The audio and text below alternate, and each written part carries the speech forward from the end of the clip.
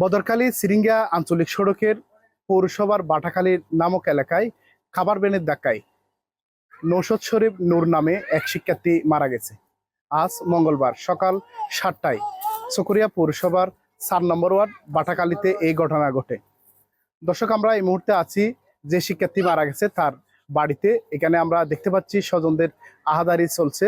নিহত শিক্ষার্থী নৌশেদ চকরিয়া গ্রামার স্কুলের 6ষ্ঠ শ্রেণীর শিক্ষার্থী ছিলেন। আমরা কথা বলেছি, এখানকার আছেন স্থানীয় মানুষ, এই ঘটনাটি যারা দেখেছেন তাদের সাথে কথা বলেছি। তারা জানিয়েছেন এই শিক্ষার্থী স্কুলে যাওয়ার সময় এই ঘটনাটি ঘটে। স্কুলে যাতে টনটমলে জারিও তুড়ি বেলাদনে তুড়ি তখন হঠাৎ মধ্যে গাড়ির হাইটও মাঝে বেড়েকে গুজ্জে বলে টনটম এই দূরত আর তো বেকু সকাল ঘুমতা ছিলাম পর কোনো খবর ভাই দেরি যাই দেখি দৌড় এই অবস্থা।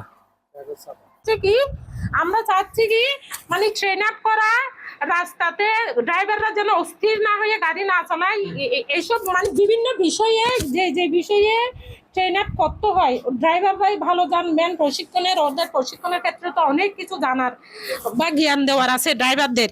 সে যেন তাদেরকে প্রশিক্ষিত ড্রাইভাররা যেন রাস্তায় গাড়ি চালাইতে পারে এবং লাইসেন্স প্রাপ্ত ড্রাইভাররা যেন পারে। আমরা ওইটাই চাই। আমাদের অকালে হাজার এরকম বাচ্চারা ঝরে পড়তেছে, আমাদের বাচ্চা গেছে এরকম আরো।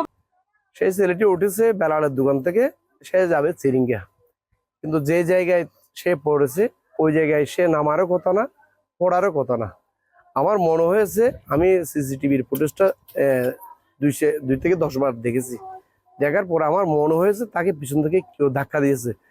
আমি প্রশাসনের প্রতি আহ্বান রাখবো, সিসিটিভির ফুটেজটা যেন তারাও দেখার পরে ওই টমটমটাকে শনাক্ত করতে পারলে হয়তো অনেকটা কিছু ভবিষ্য বাইর হবে। তাহলে দর্শক, আসলে যে শিক্ষার্থী মারা গেছে তার মৃত্যু নিয়ে অনেকে প্রশ্ন তুলছেন। আসলে তারা দাবি দিয়েছেন, তদন্তের দাবি জানিয়েছেন।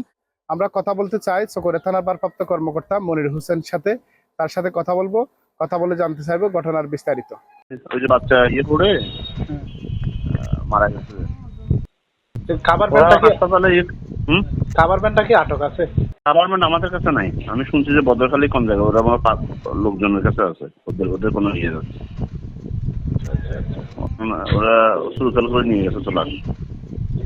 এটা কি মামলা হবে নাকি? ভিক্টিমের পরিবার দিলে মামলা নিব, এখনো তো আসে নাই। আমরা সুরতাল করছি।